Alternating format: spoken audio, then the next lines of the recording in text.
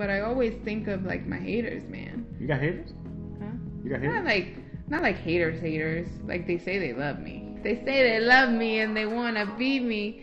But anyway. Is that a song? I don't know, but it sounded good. Look it up. You can't look it up. It's not a song. Shanny, Steve, what up? Hey guys, welcome to the I Love You More podcast by Shanny and Steve. You can't just be adding no more. We have to figure out what the title of this is before we just I Love You More podcast with Shanny and Steve. I'm not sure about. I'm not sure about that. When I hear a title, I want it to like smack me in the face, like, damn, that's a title right there. It will smack you in the face as you repeat it. But you could do that with anything, though. Yeah, so let's just do it. I don't know. Today our topic is what, baby cakes? It's something that's close. I think it's close to home. I'm in the entertainment industry. I'm a filmmaker, working on a movie, and there's a lot of ups and downs. And it's really frustrating sometimes.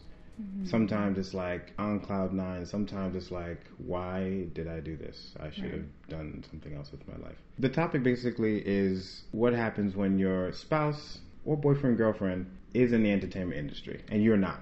How do you deal with that? When I'm going through a down, what is your approach? Like, what is your mental, what do you say to yourself? I can't necessarily say that I have an approach because you haven't had a down in a really long time, like a super low point. Yeah, like 3-4 years ago. Really in a while. 4 years ago. Or maybe you're hiding it. I don't know. But I think what is really difficult for me, because when you go through your lows, you don't do anything. Mm-hmm. Like, it's like a depressive state. Not really, because he's not like not showering and stuff like that. And it can pass for him actually doing things. But I know that this is not how he works. It's not his work ethic and stuff like that. Yeah. I try to let you have your space in doing that. Yeah. Because I think in the beginning I used to like push you, like when I didn't know it was a low, I just thought it was like you being lazy. Right. I was kind of like pushing him, like, you need to get out, you need to get a job, you need to do this, you need to do that, you need to do that. Like, stop playing video games, stop doing this, stop doing that. Mm-hmm. And I was pushing you away. Yeah. And it was a really rough time for us, I think. It was. Yeah. I think because that was the point where, I mean, long story short, I came to LA with an expectation, and that expectation fell flat in his face. Yeah. Hard. It was hard because I had this web series I was working on or something like that, and I saw that the web series wasn't really succeeding, nobody was really watching it, and I had no other projects. I had nothing else. Right. And for me, as an artist, I think when you don't have something to work on and you don't have an idea to work on something, you literally feel like you're starving.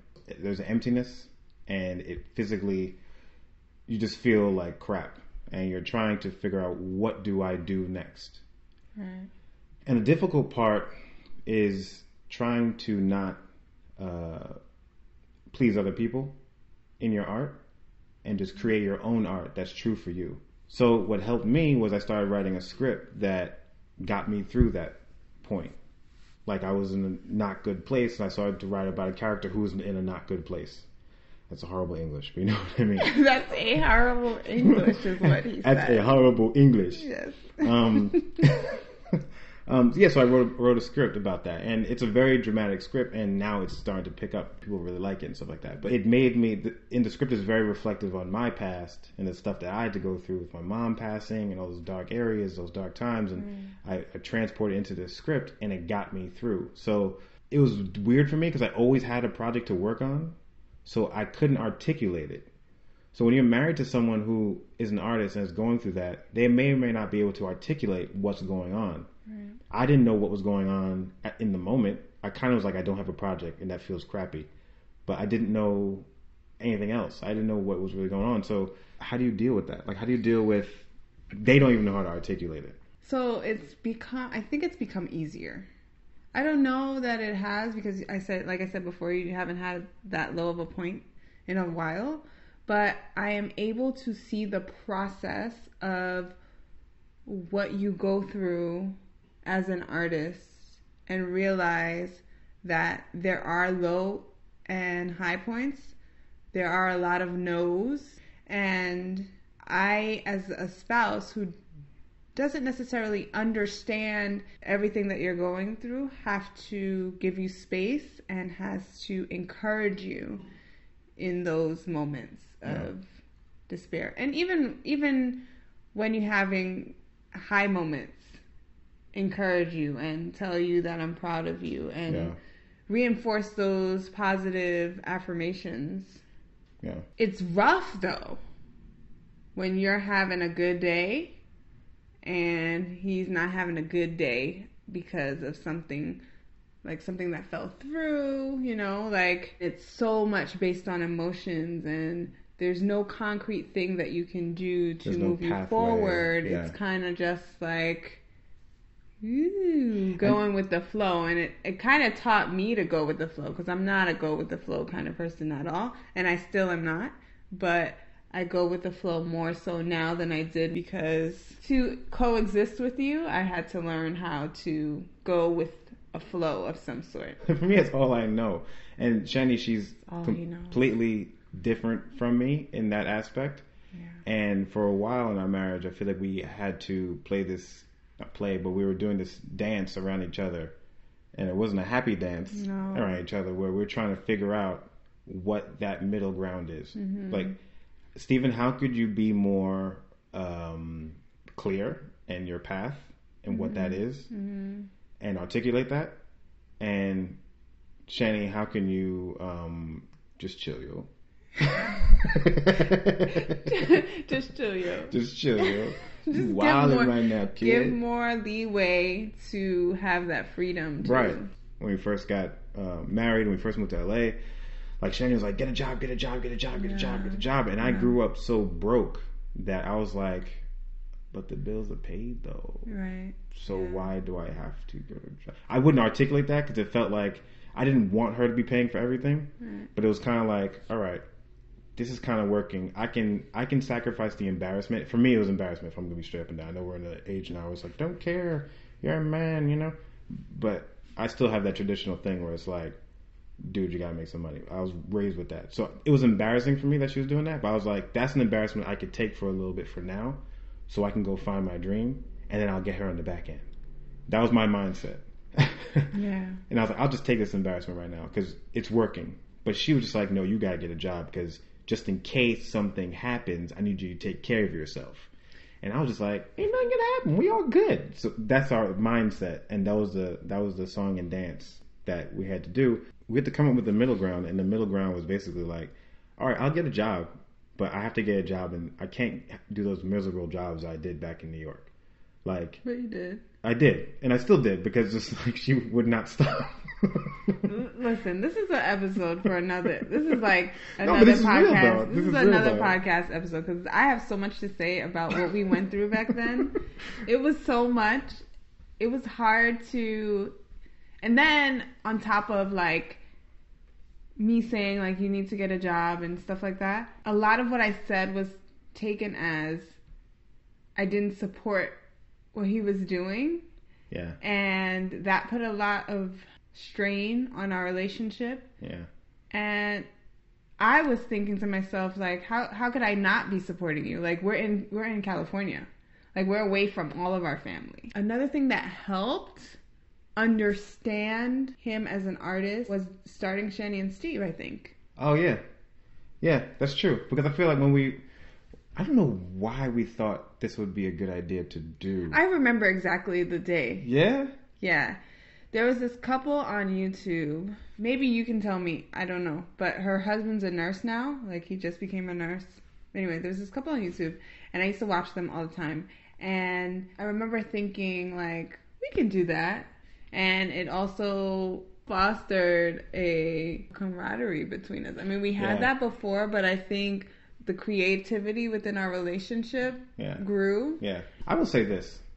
When on our very first date, and I might have mentioned this to y'all before, but on our very first date, we were in a diner, we were talking for like 5 hours, and she said something to me that I think is the moment, I wouldn't say I fell in love with her, but I was hook, line, and sinker. This is the first date, guys. Okay. Working. It's because when she was like, I'm a star. And I'll never forget it, because those are things I say in my head. But at the time, she was a nurse working nights, and she hated her job. Like, literally, she cried every time she went to work. She was in a bad place. Yeah. And she said, I'm a star. And she may not believe this, but her belief system is pretty strong. So it made me say, I believe her, because she said she's a star, and right now, she ain't doing nothing star-like. We both weren't. Let me explain something to you, okay? Nurses, you are stars. I'm all sorry. right? You guys work your butts off and deal with patients and doctors and everybody else who wants you to do this, that, and the other. I apologize. And you handle it with grace. I apologize. Not the nurse thing. The fact that you hated your job thing. Because nurses are dope. Nurses are awesome. Yes, they are. And I see the stuff you do, and I couldn't do a quarter of the things that you do at work. Thank you. I'm talking about the not liking your job part and the crying before you go to work part. Got it. That part. Mm-hmm. So her saying she's a star, I said, okay, I'm into this a lot. Mm-hmm. So I guess when you're married to or dating someone who's in the industry, it's about finding some sort of fun to have with them. Connection. I think a connection is very important, because there is that question of, do I marry someone who's in my same field? Do I marry someone who is similar to me? Do I marry someone who's completely different than I am? It all depends on the person. It all depends on your backgrounds. It all depends on how you relate to each other, because at the end of the day, after jobs, after kids, after everything, it's you and that person. Yeah. And so you have to find a way to connect. I mean, we got some janky podcast situation right now. I think my nose is running. See, this is what's happening. Yeah, we got one mic, one little recorder. We can still be dope with that. You right. We sound like we're in the bathroom, but it's all good. That's cool. Random you got to echo. start somewhere. And you know what? That's a lesson for everybody. If you want to start a podcast, just start it. I mean, nobody's watching it in the beginning anyway. So you might as well just get it right after. Nobody cares in the beginning anyway.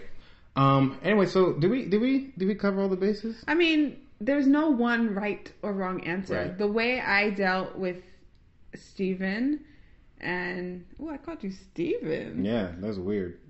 So the way I deal with my husband, that sounds better. Yeah. The way I deal with my husband and his low points, I think I try to find a common ground. And if I don't understand where he's coming from, I'll try to interject little thoughts of future. Because, so one thing with Steven is that he is always looking to the future. Like, he doesn't live in the past. He doesn't live in the present. He is living in that future, boy. Too much. Future. And that was probably another issue that we had. So I try to bring that back. I don't want to give you all my secrets, but I know you do this.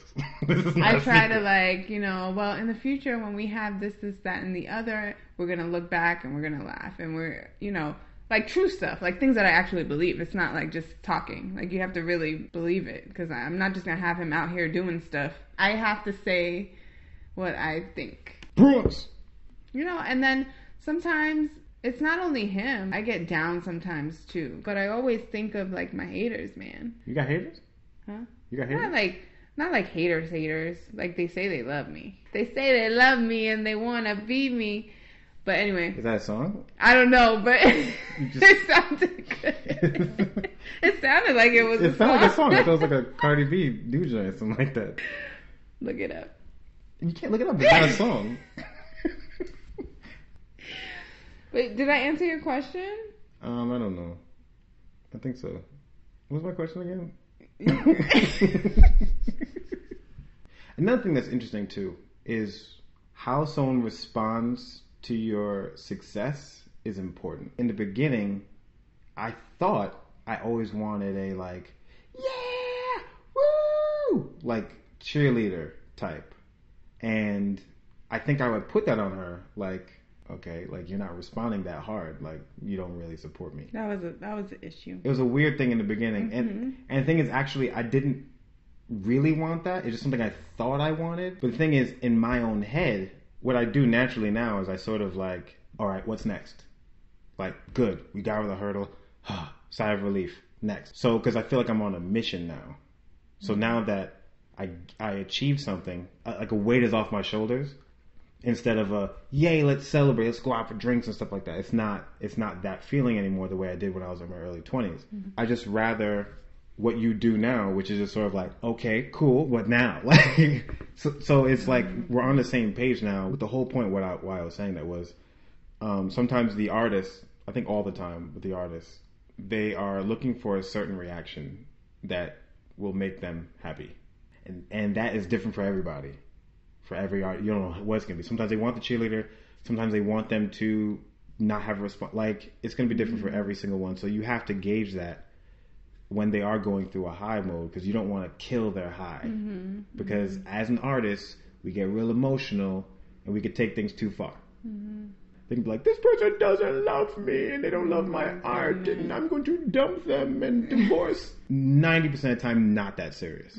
Or not that drastic of a decision needs to be made. Just the way I was raised, like, if something good happened, like, oh, you got a trophy at school because you were number one for something, it was kind of just like, okay, that's expected. So, I'm sorry. Why are we excited? Yes, I think it's just about communicating and finding that middle ground and finding what makes the other person happy and satisfied and not overreacting to every little thing they may do, because it really just could be a lack of communication in this one little area. Yeah. So what do you think, quickly, like an artist being married to like a regular person? I don't know what to call us. Like regular people, or I can't implore how much. Implore, is that the right word? Implore? Whatever. I can't implore. I'm just going to say it. I can't implore. You say, like, you use implore, like, I implore you to. Okay. I can't implore it enough. I can't say it enough. Communication is key. And when you are an artist and you're married to someone who's not an artist, it's about finding what that middle ground and celebrating the things that they do help you in. Because hopefully you're with someone who they help you in certain areas. They do ground you. They do bring you back to earth a little bit. There's a lot that comes into play with that and learning about each other. Because I also felt like he would put his art before me. Oh, that's a good one. That was a big one. Yeah. And that was interesting because, like, when you're an artist, to be successful, in moments, it has to be that way. Like, you have to put your art ahead of everything for a day, for a few hours, whatever it is. In this moment, this is the most important thing, and you have to do that. And your spouse kind of has to, no, they definitely have to at least accept that. The challenge is the balance. And for me, I think I'm actually still working on it. I feel like I go too far sometimes. I'm like, if I'm working and you come up and you want to kiki, I'd be like, let's kiki. But I don't think it's as bad as it used to be, where I was just like, right, like I'm doing, and she wants to play, and I'm just like, and she took that as me, the art being more important than her. And for me, it's hard to articulate at the time that, or at least I didn't want to say it, that like in this moment it is, but overall for my life, dude, I'm serious. For my life, you're number one. But in this moment, the art has to be the art's gonna rock. But for my life, you don't have to keep saying it. Don't change it. What's your as an artist, when you're married to someone who's not an artist, I feel it's important for you to appreciate the areas that they do balance you, and celebrate those things, and be grateful for those things. And as a person who is not an artist married to an artist, I would say a lot of patience, a lot of communication, a lot of affirmations. Say good word. Speak life. There's another song you just made up? That's not a made up song. That's Bob Marley, boo. Oh, my bad. That's Bob. That's not Bob. Anyway, guys, thank you for joining us for another episode of I Love You More podcast. Shanny and Steve podcast. That was what we're calling. That's the title. Instagram, Shanny Steve TV. Facebook, Twitter. I'm not even gonna lie, we barely tweet. But Instagram is our thing now. IGTV, look us up. Shanny, Steve, we out. Bye, guys. Did you hit yourself in the face? I did. I mean, we got some janky podcast situation right now. I think my nose is running. See, this is what's happening. And it also, you know, gave sorry, Man. brain. Your brain just said, "All right, Joe, I'm out."